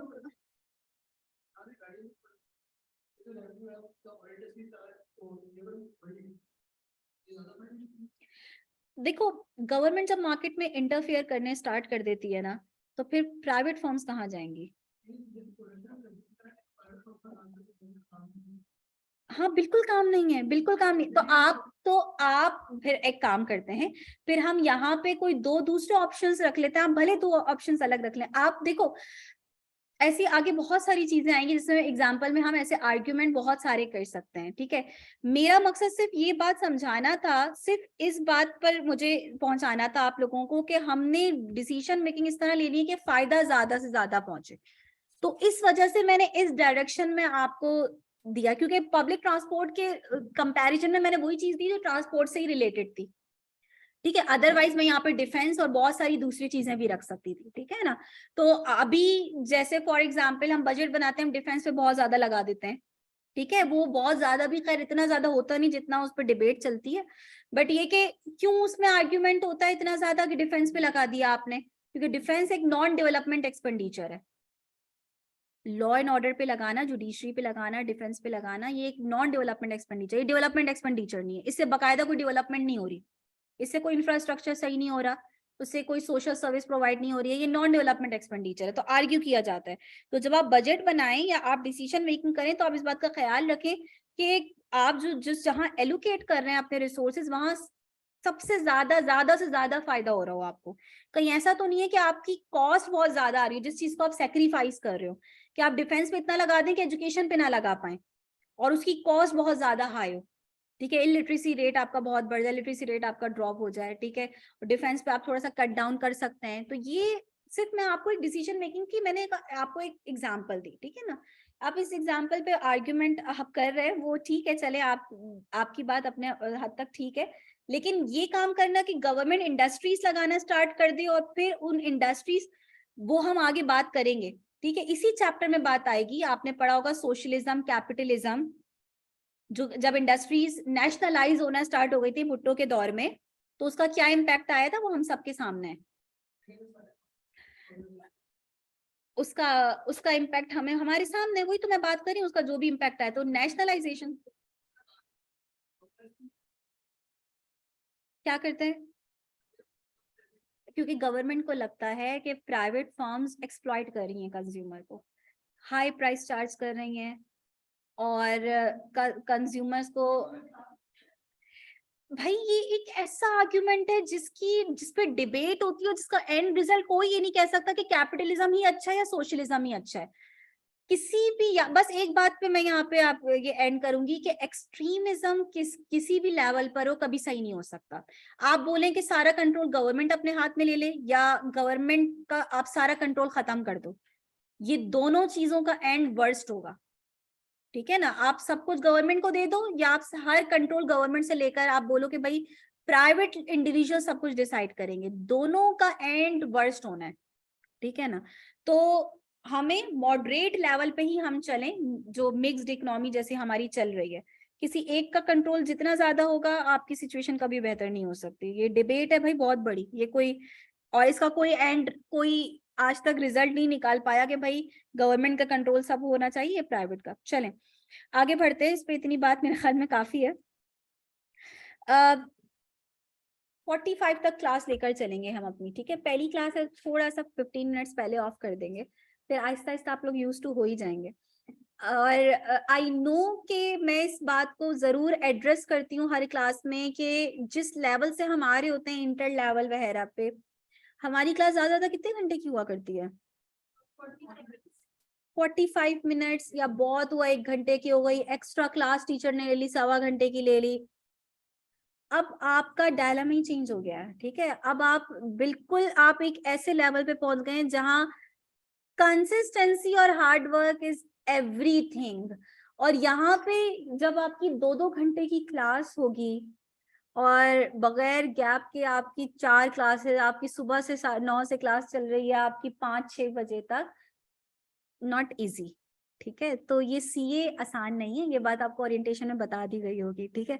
सीए आसान नहीं है, बल्कि कोई भी चीज वो आसान नहीं है जिसका एंड में आपको फल बहुत अच्छा मिलना हो, ठीक है। तो हार्ड वर्क आप करेंगे, जाहिर है कहते हैं ना कि वो आप पॉलिश होना तो इम्पोर्टेंट है कुछ बनने के लिए। तो जब आप किसी ऐसी सीट पे बाद में बैठे हैं तो आगे वाला को आपको देखे तो बोले हाँ डिजर्व करता है यार, इससे मिलके पता लगा कि हाँ किसी बंदे से मिले, ठीक है ना। तो वो लेवल आपका होना चाहिए, अदरवाइज बोले यार किसने बिठा दिया इसको, वो वाला काम नहीं होना चाहिए। तो उसके लिए पॉलिश करवाया जाएगा, ठीक ठाक रगड़ा मारा जाएगा, ठीक है। तो आप इस बात के लिए तैयार हो जाएं, अभी ये स्टार्टिंग है तो पहली क्लास है, लेकिन अब आहिस्ता आहिस्ता आप लोग यूज टू हो जाएंगे इस बात के। कोशिश करेंगे हम थोड़ा सा रियल एग्जाम्पल लेकर चलें, इतना ज्यादा लेकिन माइक्रो जो है ना वो मेरे लिहाज से मुझे लगता है कि उसमें जरा थ्योरी बहुत ज्यादा आ जाती है, अजम्पशंस बहुत ज्यादा आ जाती हैं, जो कि रियल वर्ल्ड से हमें थोड़ा कभी कभार दूर कर देती हैं। बट जब मैक्रो आएगा, माइक्रो तो 4 चैप्टर्स पर आपका है, जब मैक्रो आएगा, मैक्रो आपको बहुत ज्यादा रिलेट करेगा, क्योंकि हम इन्फ्लेशन, महंगाई के बारे में बात करेंगे, हम अनएम्प्लॉयमेंट के बारे में बात करेंगे, हम जीडीपी पे बात करेंगे, तो हम बहुत सारी रियल अपनी सराउंडिंग में जो चल रहा है उसकी एग्जांपल्स यूज कर रहे होंगे, तो वो आप लोगों को थोड़ा सा शायद ज्यादा इंटरेस्टिंग लगे।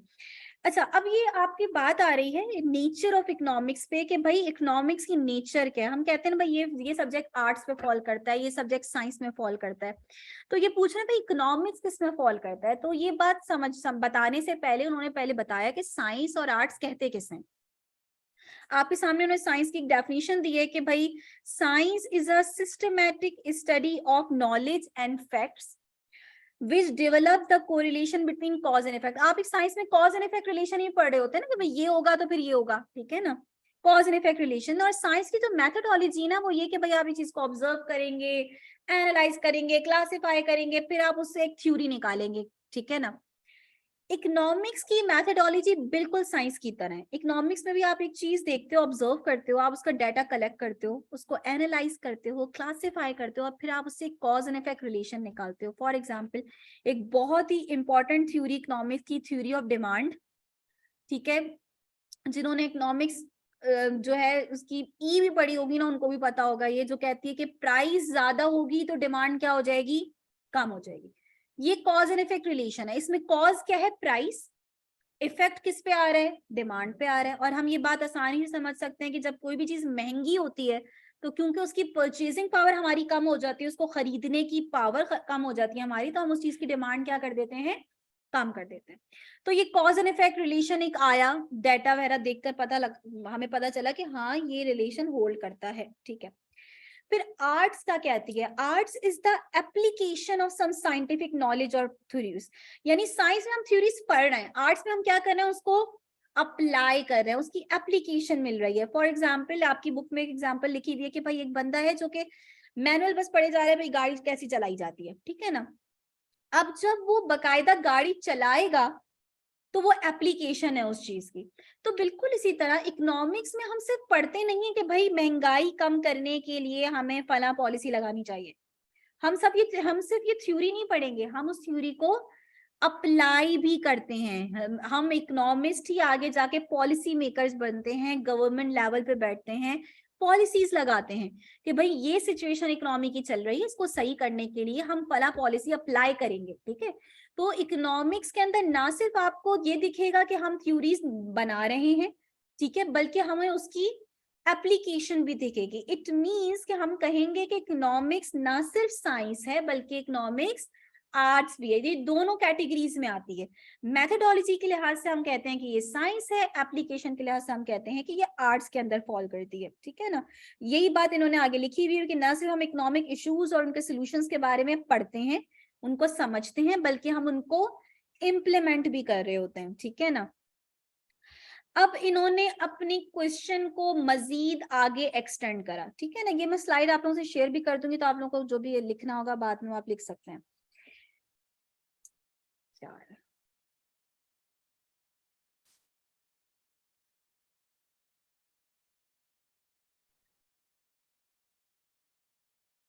अच्छा जी, तो इन्होंने अपनी इस क्वेश्चन को मजीद एक्सटेंड करा और कह रहे हैं कि ठीक है, एक साइंस के अंदर हमारे पास दो तरह की आ जाती है। एक को हम कहते हैं पॉजिटिव साइंस, दूसरे को हम कहते हैं नॉर्मेटिव साइंस। अब दोनों में क्या डिफरेंस है, बोल रहे हैं कि साइंस के अंदर आपने बोला मैथोडोलॉजी के लिहाज से साइंस है, बट पॉजिटिव साइंस है या नॉर्मेटिव साइंस है। तो हमने बोला पहले हमें मतलब तो पता चल जाए कि पॉजिटिव साइंस और नॉर्मेटिव साइंस कहते किसे हैं। तो भाई ये कह रहे हैं कि positive science discuss what is. अब ये इसका क्या मतलब हुआ, सिंपल तरीके से हम इसको कह रहे थे कि पॉजिटिव साइंस में हम किस बारे में बात करते हैं, फैक्ट्स के बारे में बात करते हैं। लाइक वही सिंपल सी एग्जांपल यहाँ पे पॉजिटिव स्टेटमेंट लिखी हुई है, Pakistan is the 5th largest populated country in the world. ये फैक्ट है, ये एक ऐसी स्टेटमेंट है जिसको हम प्रूव कर सकते हैं। यानी अगर कोई हमसे ये बोलेगा तो हम इस बात को डिनाई नहीं कर सकते, हमें पता है कि वो चीज है जो कि फैक्ट बोल रही है, बंदा ऐसी उठ के नहीं बोल रहा, उसने डाटा देखते हुए ये बात बोली है। तो इस स्टेटमेंट को हम टेस्ट किया जा सकता है। बट मैं आपसे ये बोलूं कि भाई पॉपुलेशन को कंट्रोल करने के लिए फला जो है ना हमें मेजर यूज करना चाहिए, ये मेरा अपना क्या होगा, ओपिनियन होगा। आप इस ओपिनियन से डिनाई कर सकते हो, आप आगे से बोल सकते हो कि भाई जैसे मेरा एक अपना ओपिनियन था, इन्होंने बोला नहीं मिस ऐसा नहीं, ऐसा भी हो तो हो सकता है, क्योंकि मेरा अपना ओपिनियन था कि ज्यादा बेहतर ये है कि हम अपने बजट वहां लगाएं, इन्होंने बोला नहीं लग्जरी कार से भी लगा के हम फायदा उठा सकते हैं, इनका अपना ओपिनियन था। ठीक है, तो ओपिनियन से डिनाई किया जा सकता है, ठीक है ना, ओपिनियन से आप आगे से बोल सकते हो कि नहीं ये गलत है, और ओपिनियन को कभी टेस्ट किया जा सकता है, ओपिनियन टेस्ट नहीं किया जाता, ठीक है ना, ओपिनियन टेस्ट नहीं किया जाता। तो पॉजिटिव साइंस में हम फैक्ट्स के बारे में बात करते हैं, positive science discuss what is, while normative science tell us what ought to be या व्हाट शुड बी, क्या होना चाहिए, ठीक है ना। अगेन वो कह रहे हैं the positive science describe normative evaluates, फिर वो कह रहे हैं कि पॉजिटिव साइंस में हम एनालाइज करते हैं already tested and accepted facts, वो फैक्ट्स उन फैक्ट्स के बारे में जो कि ऑलरेडी टेस्ट हो चुके हैं और एक्सेप्टेड फैक्ट्स हैं जिनको सब एक्सेप्ट करते हैं। वेयर एज नॉर्मेटिव साइंस में हम देखते हैं कि भाई हम वो वेज फाइंड करते हैं कि किस तरह से हम मजीद चीजों को बेहतर बना सकते हैं। नीचे आपके पास दोनों स्टेटमेंट लिखी हुई है कि Pakistan is the 5th largest populated country in the world and free education should be given to poor. दूसरी स्टेटमेंट ओपिनियन पे बेस करती है, ये कोई फैक्ट नहीं है, ये आपका अपना ओपिनियन है, ठीक है। तो ये जो free education should be given to poor, ये स्टेटमेंट किस में फॉल करेगी, नॉर्मेटिव के अंदर फॉल करेगी। और ये बात अब अच्छा इकोनॉमिक्स में हम किस तरह से इस बात को देख सकते हैं, इकोनॉमिक्स के अंदर ना सिर्फ हम ये पढ़ते हैं कि इस वक्त क्या प्रॉब्लम चल रही है, हम फैक्ट्स पढ़ते हैं ना कि भाई इस वक्त पाकिस्तान का इन्फ्लेशन रेट लाइक 23% चल रहा है, ये फैक्ट है, ठीक है, हमारे पास फैक्ट आए। फिर हम आगे इस पे बात करते हैं कि ये प्रॉब्लम तो है, जो फैक्ट है हमें पता है, अब इस प्रॉब्लम को सॉल्व करने के लिए कौन सा सोल्यूशन बेहतर है, ठीक है ना, वो किस में आ जाएगा, नॉर्मेटिव साइंस के अंदर आ जाएगा, जब हम पॉलिसी सजेस्ट करेंगे कि भाई इसको सही करने के लिए कौन सी पॉलिसी यूज करनी चाहिए, वो हमारा अपना ओपिनियन होगा। और वैसे तो इकोनॉमिक्स के ऊपर ये जोक यूज किया जाता है कि 4-5 इकोनॉमिस्ट को एक साथ बिठा दो तो कभी भी एक सोल्यूशन नहीं निकल सकता, लेकिन ये हर किसी पे ही अप्लाई होता है। आप किसी भी इकोनॉमिस्ट के 4-5 लोगों को बिठा दो, एंड रिजल्ट शायद ही कोई निकले। ये हर किसी की अपनी सोच है, हर किसी के सोचने का तरीका अपना है, हर किसी का अपना एक ओपिनियन है। तो यही बात है कि भाई नॉर्मेटिव स्टेटमेंट ओपिनियन बेस्ड है, पॉजिटिव स्टेटमेंट फैक्ट्स पे बेस्ड है। अब मैं आपको पेपर पर्सपेक्टिव से एक बात बताती हूँ। पेपर में ये बात किस तरह से पूछी गई, ट्रू फॉल्स के फॉर्म में। लाइक पेपर में उसने आपको एक स्टेटमेंट दे दी कि normative science deals with factual statements, true और फॉल्स। हमें पता है कि भाई नॉर्मेटिव साइंस फैक्ट्स पे बेस नहीं करती, वो पॉजिटिव साइंस बेस करती है, नॉर्मेटिव तो आपकी ओपिनियन बेस्ड है, ठीक है ना।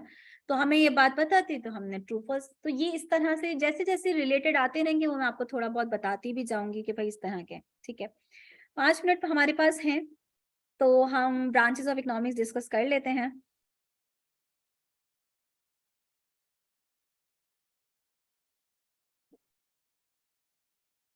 अच्छा, किसी को ये बात, ये माइक्रो और मैक्रो का डिफरेंस तो इकोनॉमिक्स जिन्होंने पढ़ी हुई उनको पता होगा, ठीक है ना। तो अब जरा मैं पीछे जो बैठे हुए हैं ना, जो जब से मुस्कुरा रहे हैं, जिनकी स्माइल मैं जब से देख रही हूँ, अब आप स्माइल करने के साथ साथ थोड़ा सा हमें जरा समझाने की कोशिश करें कि माइक्रो और मैक्रो ये क्या है, माइक्रो और मैक्रो इकोनॉमिक्स, और इनके दरमियान क्या डिफरेंस है, बेसिक डिफरेंस जो आपको समझ में आता हो। दोनों एक दूसरे को ना देखो, मैंने आपसे पूछा है, हाँ देखो। क्या नाम है आपका, पहले तो आप नाम बता दो। हसन रजा, जी हसन।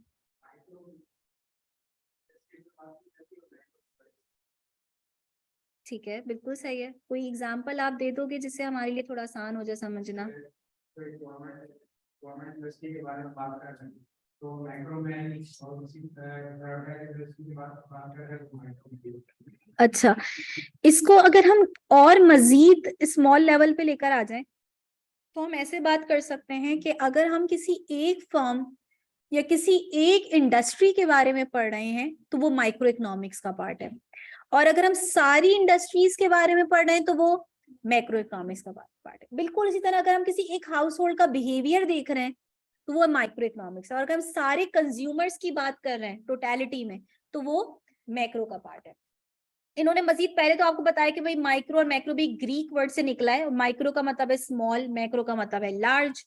फिर कह रहे हैं कि माइक्रो इकोनॉमिक्स प्योरली किन चीजों पे बेस करती है। माइक्रो इकोनॉमिक्स में आप बहुत ज्यादा बिहेवियर के बारे में बहुत सबसे ज्यादा जो पढ़ेंगे वो माइक्रो में पढ़ेंगे। अच्छा, अब ये हाउस होल्ड का मतलब आप लोगों को पता है हाउस होल्ड किसे कह रहे हैं हम यहाँ पे? इकोनॉमिक्स में हाउस होल्ड जो है ना वो कंज्यूमर्स के लिए टर्म यूज होती है, ठीक है। तो इकोनॉमिक्स में वो कह रहे हैं माइक्रो के अंदर हम प्योरली क्या डिस्कस करते हैं कि एक कंज्यूमर या एक फर्म किस तरह से अपने लिमिटेड रिसोर्सेज को एलोकेट करने के बारे में डिसीजन लेती है। अब मुश्किल बात तो नहीं हो गई है थोड़ी सी? अब अगर एक कंज्यूमर है, उसकी एग्जांपल मैं आपको दे चुकी हूँ कि उसके पास लिमिटेड रिसोर्स क्या है, इनकम, और उसने इनकम को एलोकेट करना है बहुत सारे अपने एक्सपेंसेस के अंदर, ठीक है ना। ये अब वो किस तरह से उसका बिहेवियर है, वो किस तरह से डिसाइड करेगा एलोकेशन के बारे में, ये हम पढ़ेंगे। फर्म के पास क्या स्केर्स रिसोर्स है? मैं चाह रही हूँ, मैं बिजनेस करने के बारे में सोच रही हूँ यार कपड़ों का भी कर लेती हूँ और ना मैं 2-3-4 बिजनेस कर लेती हूँ।